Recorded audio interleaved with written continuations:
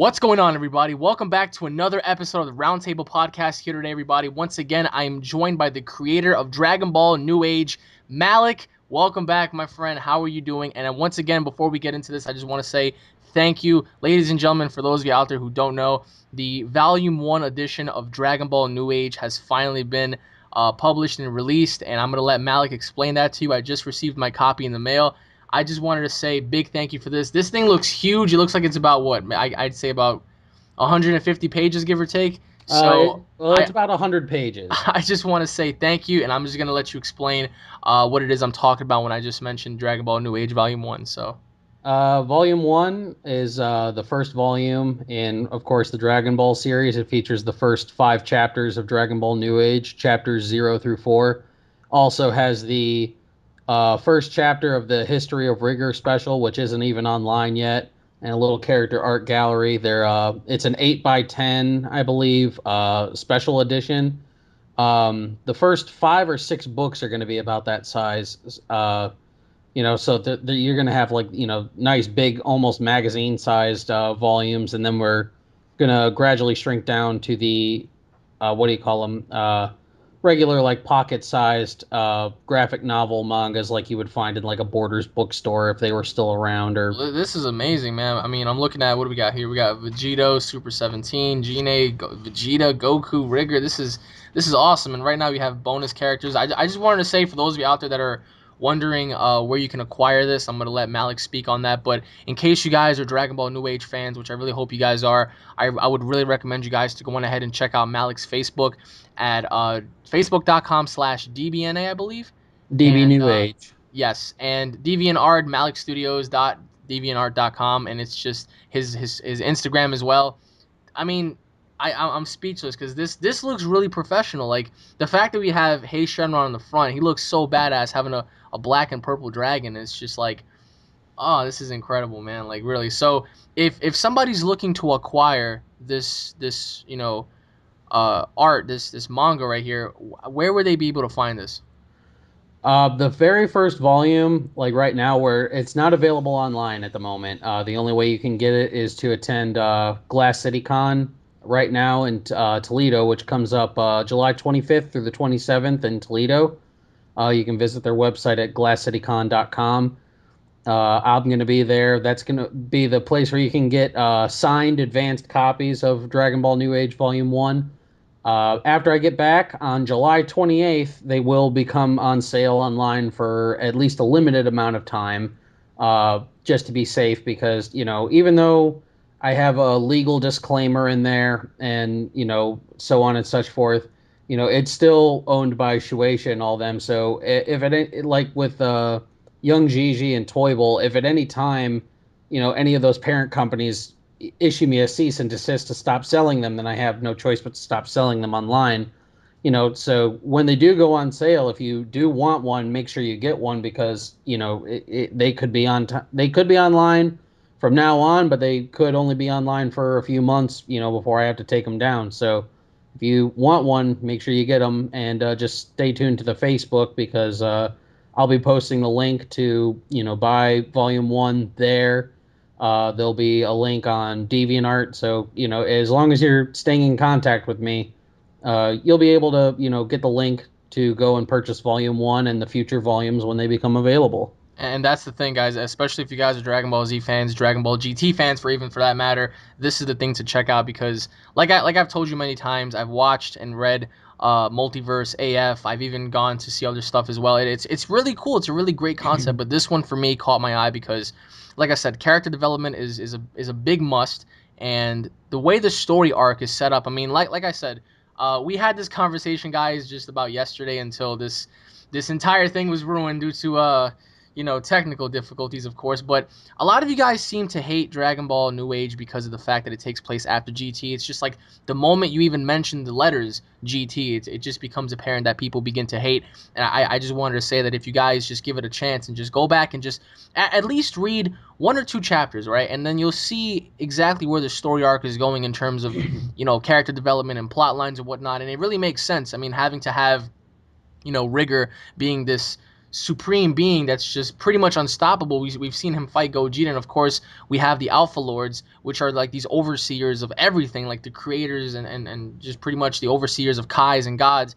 And that's incredible because their power levels are just beyond any measurable scale at all. So it's crazy how like the story arc is set up, and I believe you're gonna have the Bounty Hunter saga, the Super Android saga, you have the Rigger saga, you're gonna have the Elijah saga, which I'm really looking forward to. So in case you guys are Dragon Ball fans, especially if you guys want to invest your time to see what happens next, because I feel like the future is in our hands as, consumers and, just artists, because since Akira Toriyama is not, getting up to par with his stuff, I mean, yeah, we're getting a new movie. I mean, that's incredible. We're going to get an awesome movie, but he's not, he's not doing what he once did and just following up, to his work consistently. Of course, he's getting older, and we've seen what happened when Toei Animation grabbed GT. But, in case you guys wanted to find out what really happens in the world of Dragon Ball from an alternative perspective, this is the thing that I would suggest you guys to just go on ahead and check out. Just give it a chance. If you don't like it, then fine. But if you guys like it, I mean, I'm going to be here saying that I told you so. So one thing that I wanted to talk to you, Malik, is the correlation between Dragon Ball New Age and the next Dragon Ball Z film coming out. Now, of course, we have information that there will be another Dragon Ball Z movie, and we spoke about this. You personally feel like they're going to introduce Gogeta, and a lot of people are going to be really excited when they hear that, because that's something that we've all wanted to see, is a Metamorph fusion or perhaps maybe a Potara fusion go up against the god, just to test the waters, so to say. So I want to know your take on the next film in terms of two things. Number one, where do you see the story arc going in terms of like direction? Like, do you see Akira Toriyama continuing after Battle of Gods in a sense of Goku training with Oob, or do you see him taking place before that? And number two is, where do you see the characters standing? Like, do you see them introducing a brand new Saiyan perhaps, or maybe reintroducing Gogeta like you told me? So I want to know like your full synopsis on this, because I want to know where you stand on that, and how exactly it's going to affect Dragon Ball New Age later on down the road. Well, like I said, like you said earlier, we spoke at length about this yesterday before technical difficulties ruined everything. So I'll surmise it up a little bit quicker this time. Uh, I really see like there's three possibilities that they're going to do, because Akira Toriyama even stated that the new movie is going to be a continuation of Battle of Gods. So the option one is that this new movie takes place directly after Battle of Gods. So Beerus is asleep, Whis is watching over him, and the characters are doing what they're going to be doing, and a new enemy, whether it be some interdimensional being, a rogue god, or something or other, comes along, and the story goes from there. Possibility number two is it happens after Beerus wakes up, and we have the same thing. It's a new enemy. If it takes place when Beerus wakes up, I do believe we're probably going to get like a rogue god. That's my honest opinion, that we're going to have like a rogue god going up against everybody, and that'll be the main villain. And then the other possibility is that it takes place after Goku leaves with Oob at the end of Dragon Ball Z, and at that point we can kind of cut it. It's a possibility that they could cut Goku out of the picture a little bit more and focus a little bit more on Vegeta. And what I said about Gogeta, a lot of people don't seem to realize it, but Gogeta is technically a non-canon character. The only really true canon fusion of Goku and Vegeta has ever been Vegito. That's the only one that's ever appeared in the manga.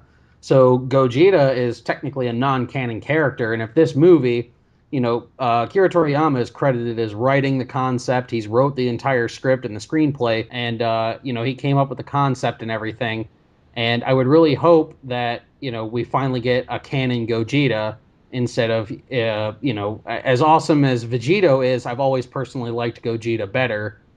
Okay, so why Gogeta over Vegito in terms of preference? I mean, I understand that we mentioned that, of course, they can't reintroduce another pair of earrings, of course, because I mean, number one, we don't know how they're made, and number two, you felt like it's almost impossible to unfuse them, even if they got a severe beatdown, like for example, how Beerus beat down Gotenks, Yeah, or how because I Kronika got stated even that down. Patara earrings are a godly artifact, and Beerus is a god. So and even Old Kai says that they work better than fusion and that they're permanent. So, if we did reintroduce Gogeta, then we have to come up with some ass pull method for him to become unfused again. So, it would make more sense that if they are going to do if they are going to do another fusion between Goku and Vegeta, then it would probably be Gogeta. And, it's the same reasoning that I gave for why Vegito will never appear in DBNA.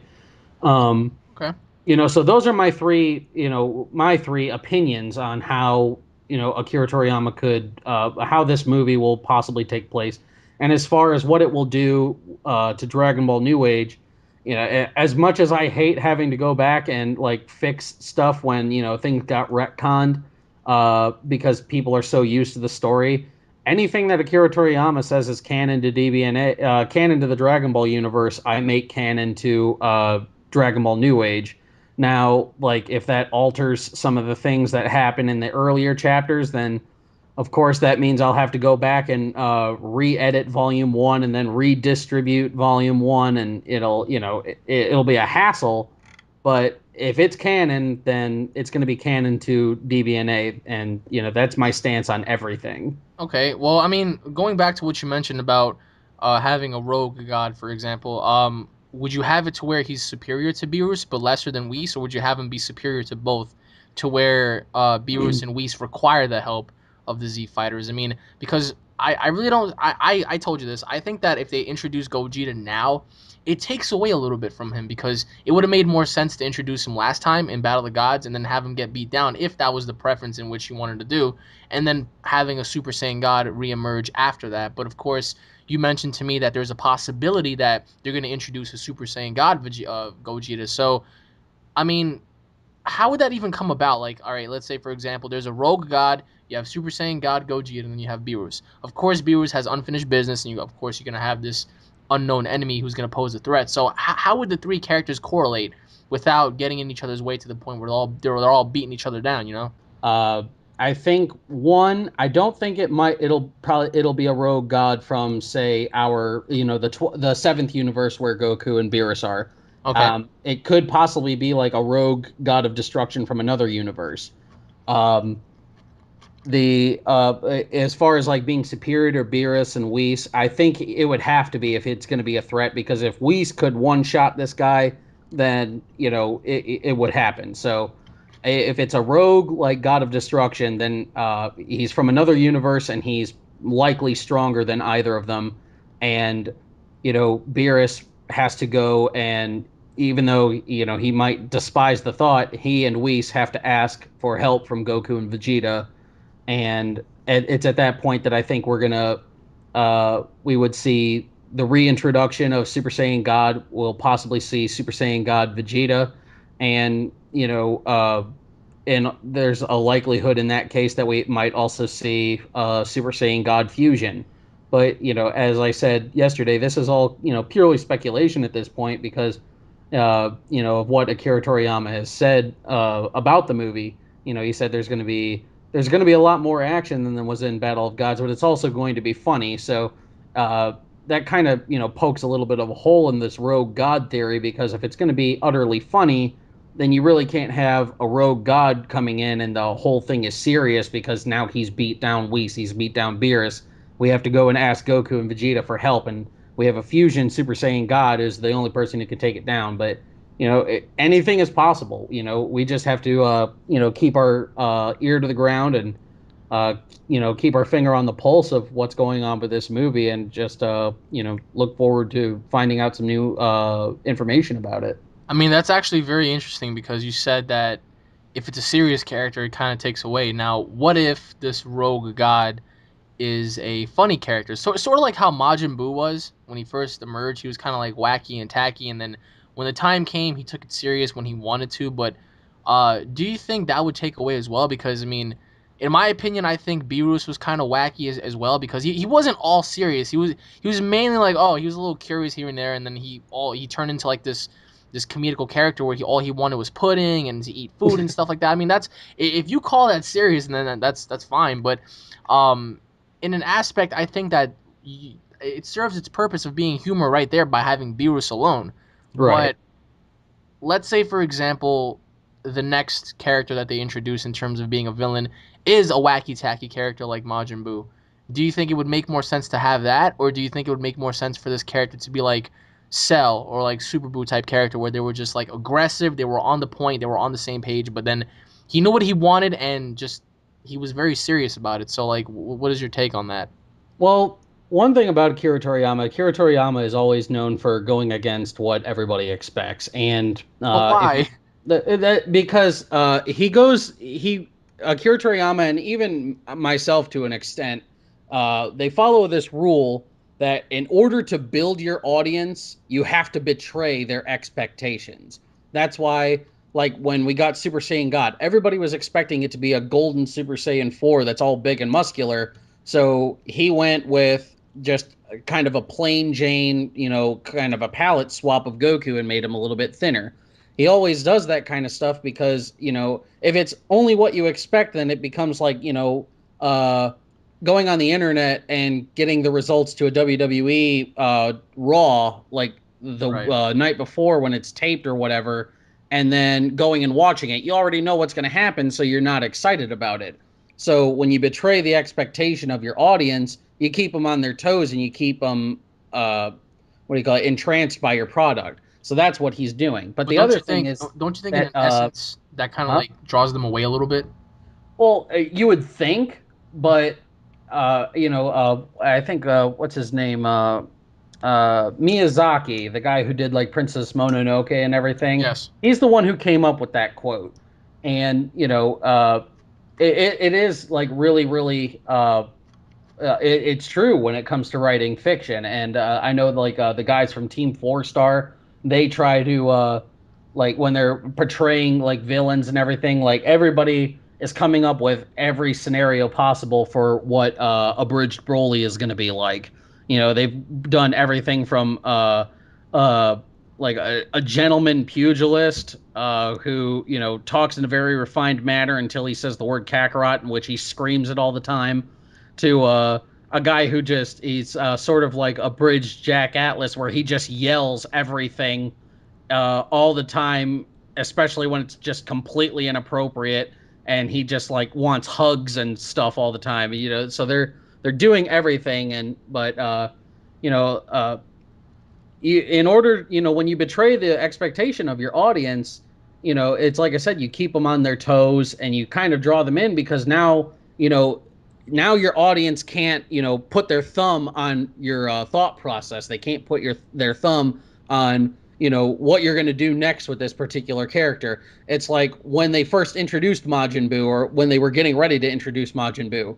You heard all these tales about it was this frightening demon monster, and it was so destructive and everything. And like a lot of people, they got in their head that it's just this huge monstrous hulking beast, and it Right. pops out of the eggshell and it's a fat gumball monster. So it's stuff like that. Or like with Frieza, when Frieza did his final form, as he starts evolving through his forms, he's getting bigger and he's getting spikier and more alien looking. And then all of a sudden, boom, he shrinks back down and he's all sleek and smooth and stuff like that. Right. Right. And that's the form that everybody loves about Frieza, is that last form, because it's so different from the other ones. So, it goes along. Yeah, you would think it would turn away your audience a little bit, but I mean, look at what it's done for those characters. Well, I completely see your point, but don't you think in an essence Akira Toriyama is I wouldn't say out of touch, but do you think he cares enough to listen to the fans for at least one time to say, you know what? I mean, I understand that that statement can go to be proven right because he is gonna try to focus more on Vegeta now. For like you said, it pisses me off as well having a character that you can relate to in real life. I mean, imagine training and working out and trying to be the best, and then you're gonna have somebody just surpass you just by natural God given ability, and it's nerve wracking to see a character like that who busts his ass just to get put down like in about what a couple of shots, so. I'm Right. actually happy that they're going to focus more on him. But going back to what you said a little while ago, you said that they might introduce a Super Saiyan God Vegeta and then go on to probably, something else like Gogeta or whatever. But don't you think that if they were to do that, have a movie surrounding Vegeta? Because they already had one on Goku, so it wouldn't be fair in a sense just to have half of a Vegeta film and then just go with Goku again. So They focused more mainly on the Super Saiyan God form and the myth and the legend and acquiring the skill and then battling. They told a very unique story on the actual form. Goku had a chance, he failed. Okay, move on to the next guy. I think that if they were to make a film to where Goku and Oob leave and they go train, have it to where Vegeta acquires the form and he's like, you know what? I'm gonna try to see if I can get a crack at you, and I'm gonna see if I can put you down. I'm gonna try to do something that Kakarot couldn't do, and I'm gonna try to defeat you. And then they go into their little battle, and then have it to where it ends off not in a similar way, but more or less in a way where it's just like, wow, where could this go now? I mean, I don't know, like you said, the possibilities are just endless. But I just feel like they really ought to center Vegeta for once, at least for him to have his glory, because I want you to give me one time where Vegeta actually stood out as being like the badass of like the entire series. I mean, he got beat down by Broly, Bojack, Cooler, Frieza, Cell, Majin Buu, Super 13. He got beat down by everybody. He didn't even put up a fight against anyone. So for me, I would just like it to where he would actually put up a decent fight against somebody like Beerus. Um, but like I said, I mean, it varies. But having to hear your opinion on that, and especially Gogeta, because like if I were to ask you right now, like how sure are you, or at least your assumption on it, like how sure would you be on Akira Toriyama at least bringing in a fusion at this point? Uh, I'm gonna go with L from Death Note's answer. It's about 5%. Okay. All right. Well, I mean, okay. At least it's an honest answer, but I mean, would it make sense? Would it make Um, sense having to have Gogeta outshine Vegeta's moment? Well, it's like you said, and like I said, the possibilities are endless. So and we don't know what's going on inside of Akira Toriyama's head. We don't know what he's doing. He said that this is something that the story for this is something that he originally wanted to do when the manga was in serialization. So whether that's true or not is left to be seen, because it could be just like what George Lucas did with Star Wars. Yeah.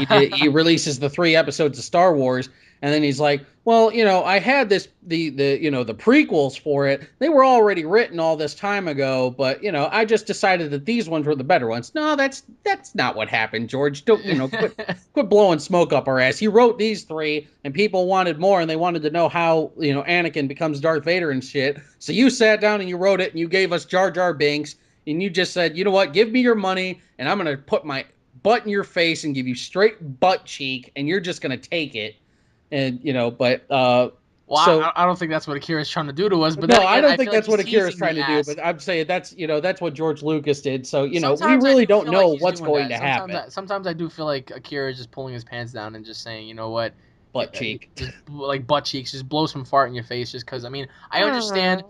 I understand the guy does not want to die and just be remembered for one of his creations, that being Dragon Ball Z. The guy has worked on several different animes and mangas, but I understand that. That's like saying if you created other stuff, people are only gonna remember you for Dragon Ball New Age, nothing else. So that pretty much just means that nobody else cared about your other work except for Dragon Ball New Age. And I mean, if I was Akira Toriyama, I would be humbled by that, because still Dragon Ball Z, it takes up for pop culture today, for society. A lot of different other animes acquired some of the things that Dragon Ball Z implemented. So um I really don't see why he wouldn't just make a series. I understand it takes a long time. I can imagine how long it takes you to write, stuff like this, and it's just that's why I have so much gratitude. It's like that shit takes a lot of fucking time and energy, Oh yeah. and but in the end, it's a huge payoff because you see the results, and it's just like wow. So like I want your opinion on this.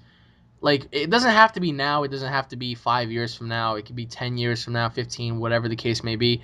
Do you see Akira Toriyama possibly making a series, or do you see him one day, if he does pass, which he will one day, but do you see it to where another company is going to acquire the rights and then make their version of it? Like, what is your take on like the future of this series? Because of course, wherever it goes in the future, it's going to follow up with other people's, you know, fan made stuff. It's going to affect everybody's things because we don't know if it's Right. canon, if it's non canon. So, what is your take on that? Well, uh, as far as I'm concerned, I really don't think that Akira Toriyama is going to do like another series anytime soon. He stated in that interview when he's writing this movie that he really liked that, he could just fuss over the minor dialogue details and stuff because he didn't have to draw anything. Oh, excuse me. And that was that was kind of like a cue for me that there's not going to be a new Dragon Ball Z series coming, at least from Akira Toriyama. And that's my opinion. I mean, I see a lot of people, not you, but like there's a lot of people who, as soon as this new movie was released, they're like, oh, well, then that must, of course, mean that there's going to be a new series. But I mean, Of they said course. the same thing about Battle of Gods. Oh, Yes. Battle of Gods, a new movie came out. That must mean that Akira Toriyama is doing a new series. No, no, it does. It doesn't mean. Just hold your freaking horses. Yeah. The guy's in his 60s, I believe, right now. Is he, You or know, is he a little younger? is he? I I'm was not pretty sure. I sure he mean, I was in would his believe so 60s. because he's been making this for. Oh my God, man, that's Well, I why mean, you gotta he's look been doing it since I believe since like 80s. 1985. Yeah, right around there. Because Which that's when the I was a original year Dragon Ball came out. old. I was a year old when he started Dragon Ball. I'm pretty sure. So he's been doing it for almost as long as I've been alive, if not and been doing it before that. So he's in his 50s, probably going into his 60s.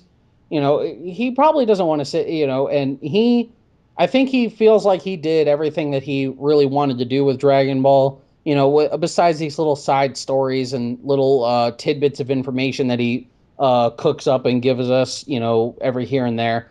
But I really don't see another Akira Toriyama Dragon Ball series coming along anytime soon, if at all. Okay. I really think that a new series will probably come from either Toei Animation, like they did with Dragon Ball GT, where they'll either do a continuation of GT or a complete Okay. Now, rehash of it. now that right there, I just wanted to point out: are they going to learn from their mistakes and just abolish what they did with that GT concept, or do you think they're just going to say fuck it like they did last time? Uh, it could be, it could go either way. I honestly think that if they were going to do another series, then they should just they should release a side story that happens like kind of like I did in an alternate timeline, but happens around the same time as GT. So you have two different ways of how it'll go. It'll go GT and say this new Dragon Ball series. But I really think that the future of the series really lies with us, Yes, it fans does. who, yeah, it lies with us doing, these fan mangas and, guys like Melavelli who do animated series of Dragon Ball on them by themselves. I really think those are the only time we're ever really going to get a new Dragon Ball Z series, or a Dragon Ball GT series or anything like that. And that's what I noticed over the last several years. It's like Dragon Ball Z has been picking up a lot.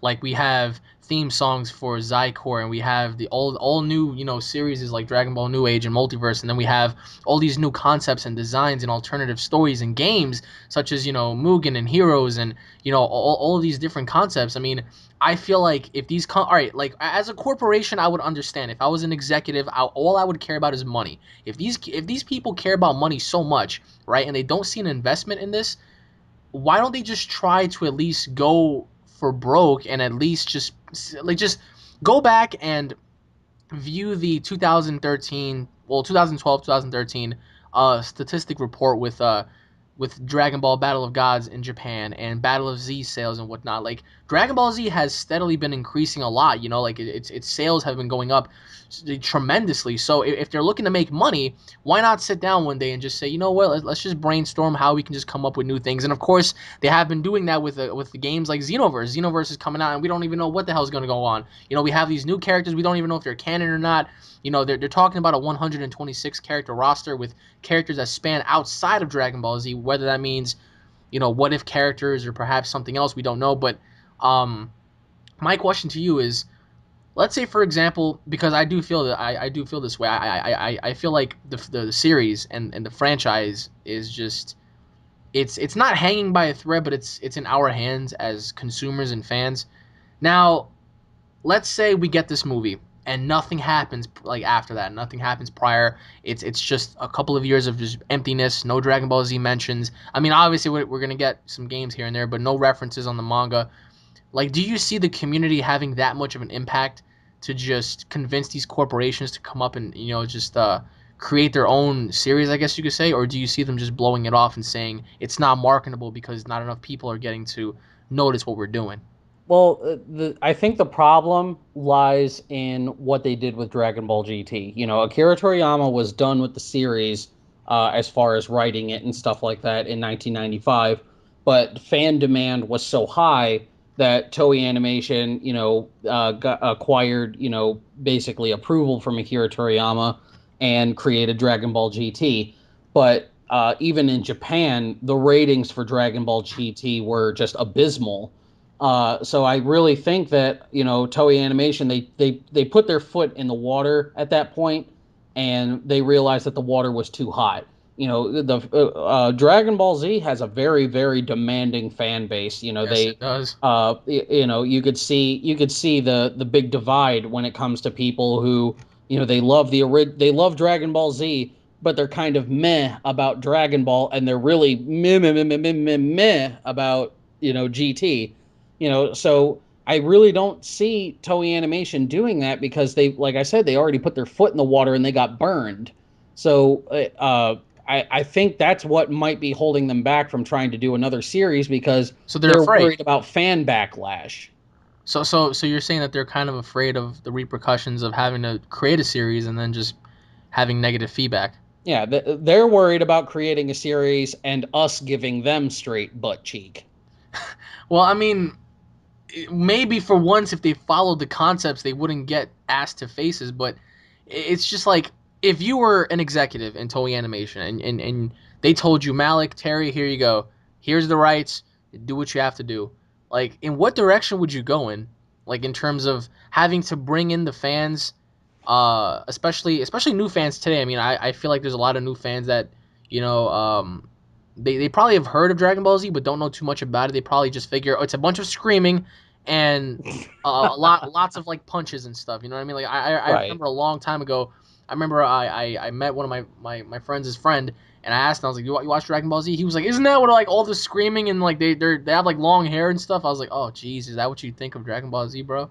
Right. It's just like, so if they came up to you and they said, hey, here you go, do what you have to do. These are your three rules. You have to bring in the fans, you have to bring in ratings, and you have to make sure that the concept sells to the masses. So how exactly would you go about introducing a new series if you were running Toei Animation and of course having to sell this product to like the audience, to your hardcore fans and your new fans, by also correcting your mistakes with GT and just giving them a heads up like, hey, we fixed our shit and we know what we're doing now, so just please give us a chance. At that point, I believe it becomes an issue of doing what kind of like what Hollywood does, where you realize like the best example I can think of is the Planet of the Apes franchise. They rebooted the Planet of the Apes with that. I think it was in 2001 with Mark Wahlberg, and that movie just completely bombed.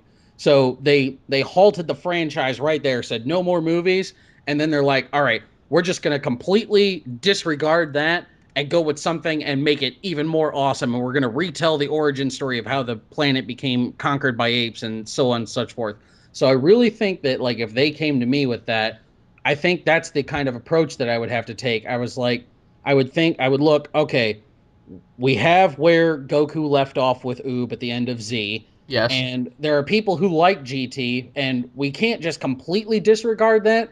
So let's go in a different direction. Let's give them an alternative story of what happens after Goku leaves with Oob, and that gives us, you know, uh, time to focus on Goku and Oob training. What goes on in Gohan and Vidal's life, with the birth of Pan and stuff like that, gives us the chance to see what goes on with Trunks. Gives us the chance to see what Vegeta's been doing since he kind of squashed his beef with Goku. Right. We little things like that we can explore a little bit more. I think that's what, if I was going to do a new series and like, but not like a post GT series like I did with New Age, I think that's what I would do. Is I would do a post Z series that follows up after Goku leaves with Oob.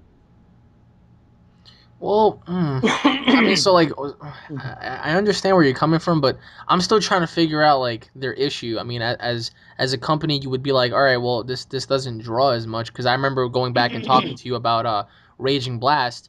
I remember talking to you about that, and you said that Raging Blast didn't really do so good. Neither did Ultimate Tenkaichi. But all of a sudden, Battle of Z did good and stuff like that because of the movie and whatnot. So it's just like I feel like the money's there if they're looking for it, of course, but not without. I mean, it like that's like saying, hey, if you really want my money, give me what I want, and I will pay you the fucking world. Because I mean, as fans, we're all fans of something. I mean, I know a lot of people right now are gonna be like, you guys are fanboys.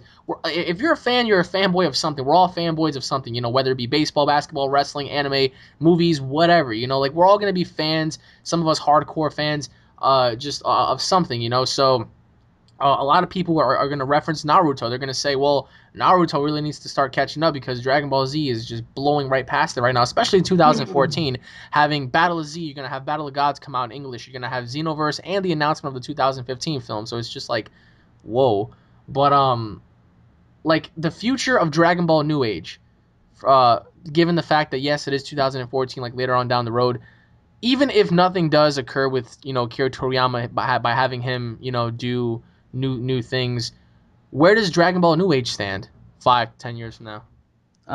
Well, I'm hoping that at the rate that I'm going in about in a little over 5 years, I'll probably be done with the story, and it'll be just as I guess I would say just as popular as Dragon Ball AF. A lot of people already consider it that a lot of people already consider it as popular as AF. Some people consider it more. It all just depends on the fan that you go to. Um, but I really hope that, with the way that Dragon Ball New Age has been picking up because of guys like you sharing it, guys like the Tao of Dragon Ball and Derek Padula sharing it, my association with Masako from Team 4 Star, other big people in the Dragon Ball community, like that announcer guy who, like, shouts me out and stuff like that.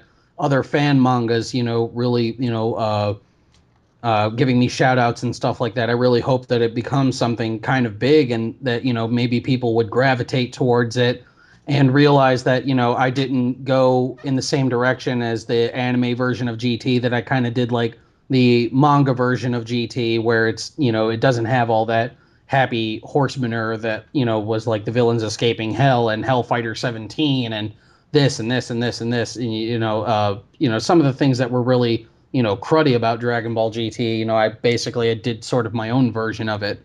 And, I hope that they look past that and they find something that they can read and enjoy. And, I hope that, I mean, to be perfectly honest, with even as far as I've gotten right now with Dragon Ball New Age, I'm read in 132 countries. I'm approaching 12, I believe, different languages that it's been translated into. Hundreds of people are visiting my page, every week. Whether it be the DeviantArt page or the Facebook page or the Instagram or the Twitter and stuff like that. There's people modding games for it. People trying to make Dragon Ball New Age Ultimate Budokai my dream game. And that's what I'm waiting for. I with the Enigma TNG soundtrack. Oh Jesus Oh hell Christ! yeah, dude! It'd That be that would awesome. be like, I think I'll fuck every other game. Christ, and you better not stop writing, man. I mean, although I wanted to save this question for another time because I feel like we can just talk forever about this. I just really hope, for a lot of people's sake, because even though like things are starting to pick up, you're gonna see later on down the road, it's just gonna be like, I don't think I'm gonna stop, man, because this is growing into something special. I know if I can see it, and if many other people can see it, you definitely have to see it too, because it would really be disappointing if you stopped as well, along with some other people, because of course you can't really continue to do something forever, but Right. having it come to an end. I mean, I wanted to ask you like what's going to happen after New Age, of course, but just the fact that you have four very solid sagas and Six. six. Okay, wait. So it's Elijah, it's Rigger, We've got it's we've got the Rigger Saga, which yes, is the first one. Then there's okay, the Elijah Saga. yes. Then we have a world tournament that's going to take Oh, place. that I did not know. Okay, World Yeah, the Tournament. World Tournament Saga, then the Bounty Hunters, then the Okay, Super Androids, and then the Frost Saga. the Frost Saga is the last one, Yes. and that's going to include the Alpha Lords. No. No, the Aspect Lords are all in the Elijah Saga. The Oh, Aspect okay. Lords might make like little cameo appearances throughout the rest of the series, but the Frost Saga harkens back to a lot of people believed that Akira Toriyama wanted to stop Dragon Ball Z at the end of the Frieza saga. Which case So he I did. decided to do something like that where I would end it with I would end Dragon Ball New Age with a relative of Frieza. Why that? Uh, Why a relative?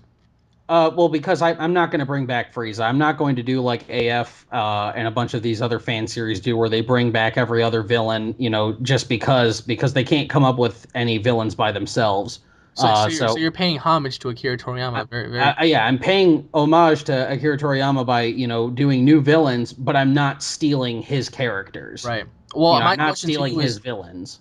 my question to you is, given the fact that I already know about these aspect lords and the way you describe them is just like they're infinite, like that's it, that's bottom line. So Yeah. why don't they be like the final guys? Like if you're gonna go on a bang, do it the biggest way possible by having to fight these alpha aspect lords, which are just supreme beings. If you're saying that they created everything, period, I mean, I think as a fan, if I was reading your series and I got to that point and I just found out that whoever's left is gonna go up against these beings, I'd nut all over my wall because like that shit is just like, oh wait a minute.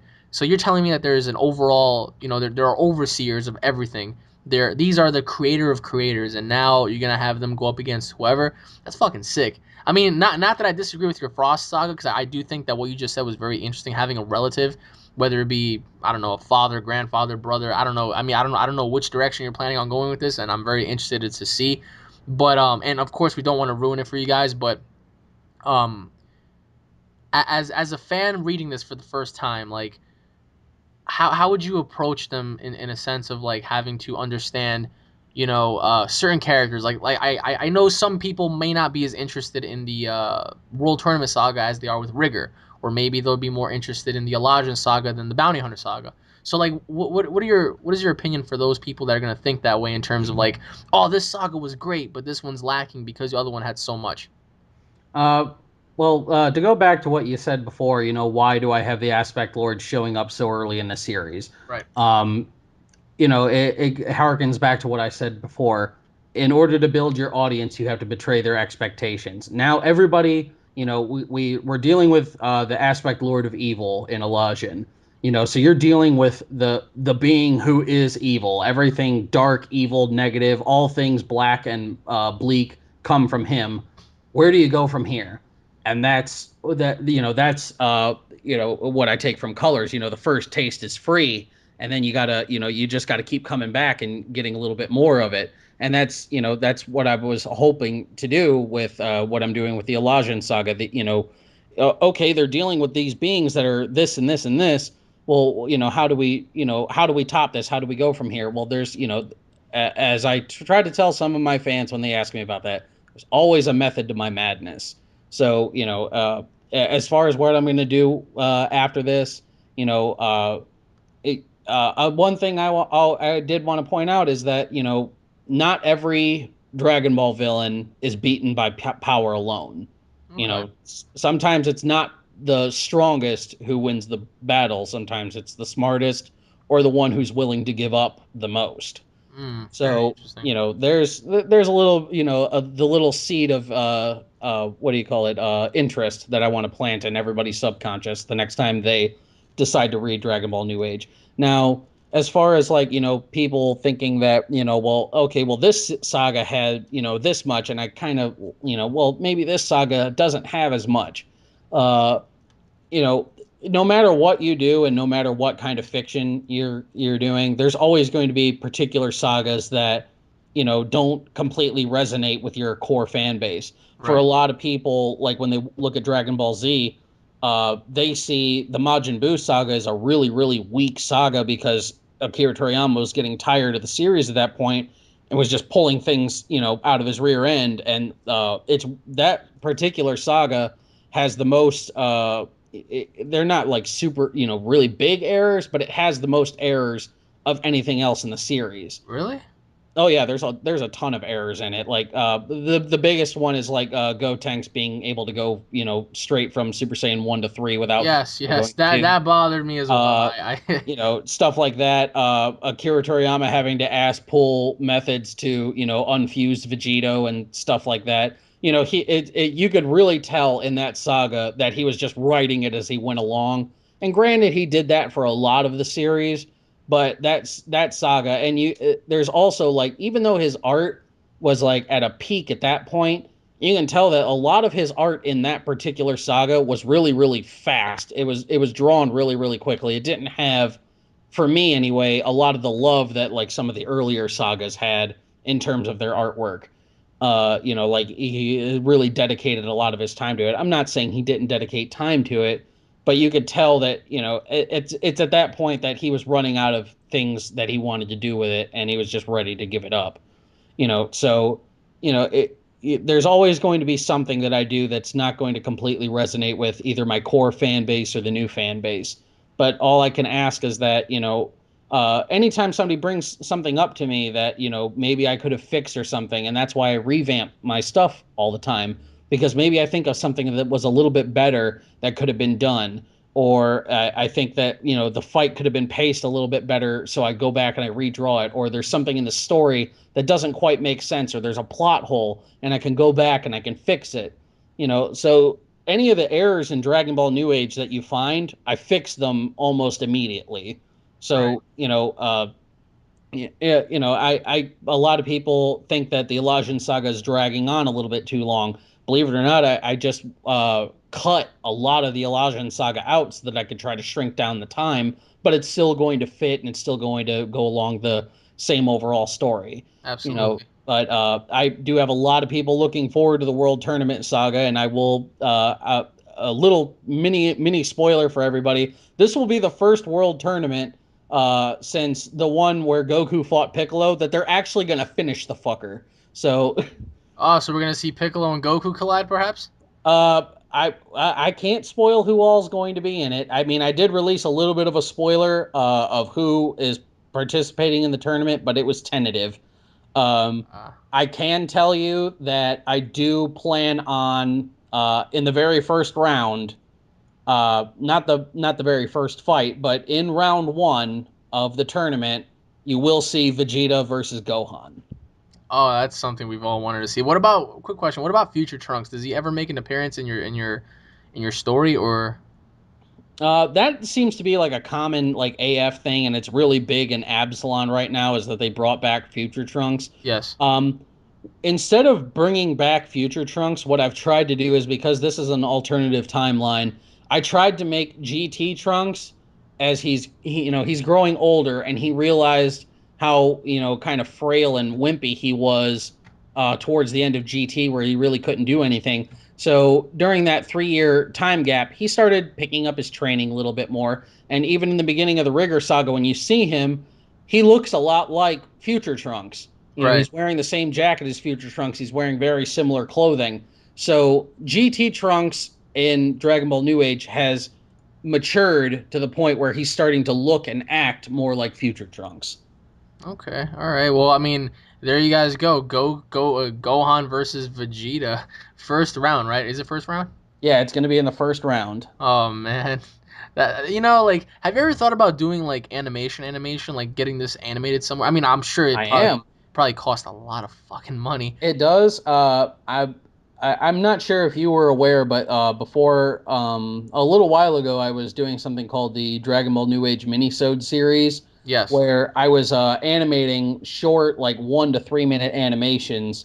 Um, I came out with the Minisode one, which was just about a minute and a half narrative done by Masako X of Team Four Star. Shout outs to Mr. Masako if you're watching this. Oh yeah, yeah. Thank you very much, Masako. And to everybody wondering, Masako is a huge fan of Dragon Ball New Age. I remember asking him how he, came about to reading Dragon Ball New Age, and he said that he found it through a random Google search, and before he knew it, he had read 14 chapters in one sitting. And when I approached him, I was like, if I, wanted to possibly animate this thing, I didn't even say I was going to be doing an animation. I was just, I approached him with the idea, if I did do an animation, would you maybe want to voice Goku? And he was just like, yes, yes, 1,000 Kaioken times 1,000, yes. Uh, so he almost practically volunteered to be Goku for this series, and that's really what kicked it off. I was in the midst of animating Minisode 2, but I use Windows Movie Maker because I can't afford any really good animation or movie making software like After Effects or Adobe Premiere or anything like that. I'm on the So same I boat. was yeah, I can't afford any of it. I probably need to get a pirated version of it. Even I don't condone piracy. I do not condone piracy, but None of us do. I think I need a pirated version. Um, but I was in the midst of animating it, and I had a couple hundred frames, I believe, for Minisode 2, and it was about half done. And I tried to open up the file, and the file became corrupted, and it crashed, and I lost everything. Oh So man. I think it was about a month and a half, 2 months of painstakingly drawing and coloring every single frame. And I lost all of it. And I was just like, you know what? I've just got to put this on the back burner for right now. I can't deal with this. This is way too stressful. So until I get something like Premiere, I put the animated minisode series on hold. One thing that I was wanting to do, though, I'm probably going to get a hold of the people that I did cast for Minisode, the Minisode series, series one, which was the Rigger saga. Get a hold of guys like Mosco, a hold of Jamie Norwood, who voices Rigger, and Jamie Robinson, who voices Vegeta, and a couple of the other guys, and get some just like sound clips from them that from the original script that I had, and make about a minute and a half or something like that trailer of just little bits and pieces of animation, like a sort of like a teaser trailer for the Rigger saga, and then I might do other ones for like the Elijah saga and stuff, and I might do that instead of trying to animate whole episodes because I mean, look at Dragon Ball Absalon. That guy has he's animating it by himself, but he's got, other people who are working on it, and it takes him a year or more. Well, I think he's going on a year and a half, 2 years now to bring out the third episode, I think, Yeah, of isn't that the one with Absalon. isn't that the one with Zykor and Vegito? I have no idea. I honestly I haven't saw been that and I was following like, it. what the fuck? Like I saw that he released like a teaser that has like Super Saiyan 4 Gohan going Mystic level 2, yeah, yeah, yeah. which by the way, I want to do something. I really hate it when people call Gohan Mystic Gohan. He's not mystic he's not magical. All of his power has just been brought out to the surface. That is ultimate Gohan. That is Gohan at his ultimate best.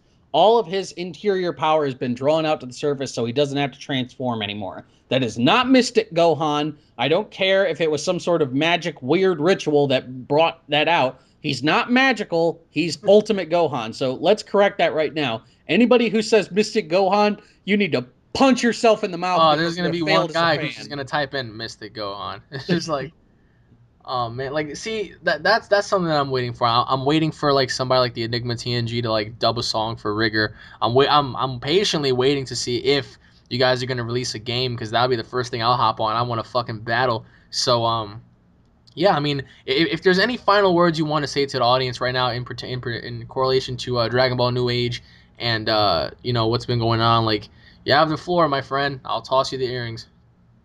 Uh, Well, it's like I said earlier. A lot of people kind of look down on my series because it takes place after GT. But I want people to think about this. Everybody, I think I talked about this with you yesterday, that everybody knows that, like, or anybody who knows Yu-Gi-Oh knows that Yu-Gi-Oh 5Ds came out originally as a cartoon.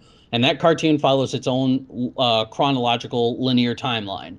Well, then Absolutely. they came out with a manga for Yu-Gi-Oh 5Ds, which has all those characters, but it's told in a completely different manner. It does not follow the anime at all.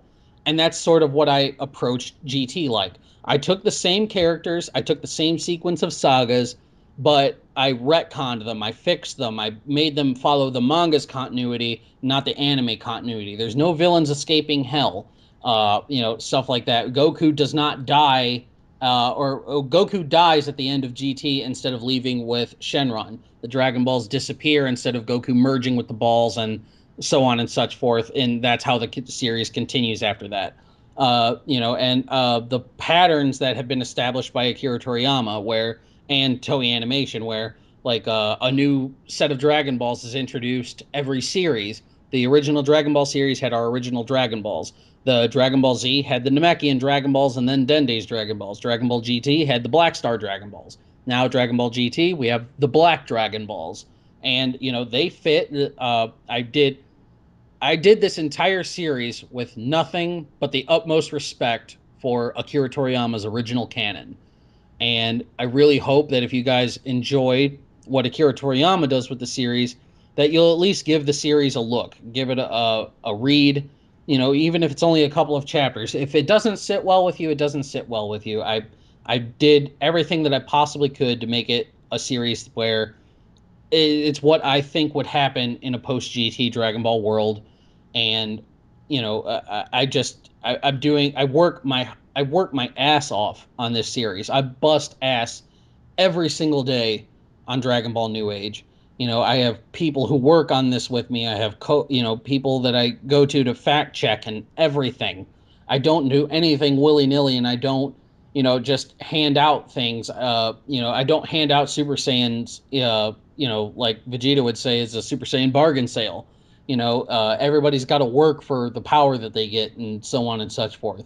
So, if you liked Dragon Ball Z and you like the manga and you just want to see it continue, just please give my series a read.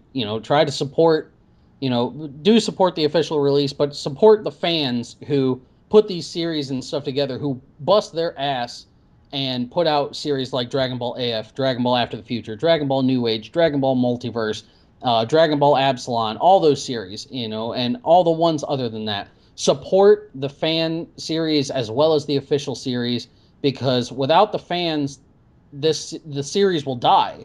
It takes more than just a corporation with a bunch of money to shell out video games and movies. It takes us showing passion and love for this series to keep it going on, and that's what I'm trying to do with Dragon Ball New Age. Absolutely. And remember, guys, like the fate of this franchise, this series, this anime is in our hands. So I mean, it doesn't hurt to just give it a try. So I really hope you guys just go on ahead and do that. So once again, Terry, Malik, thank you so much for being on this podcast. I mean, he'll be back once again, guys. We're gonna have a lot more things to talk about. So once again, thank you all for watching, everybody. If you guys are fans, don't forget to subscribe for all latest news, information, updates, what if battles, and tons of more content, Dragon Ball New Age and more. If you guys enjoyed this video, please thumb it up. Hit the video up with a like and a favorite. Leave your thoughts in the comment section below, because I am really curious to hear what you guys have to say about the next Dragon Ball Z movie, Dragon Ball New Age, and whatnot. So once again, thank you, Malik, for being on this podcast. Check them out, guys. DeviantArt, Facebook, all the links will be in the description below. So thank you all for watching. Once again, Malik, I will see you in another time. So once again, everybody, thank you all for watching. We'll be seeing you all later. Peace.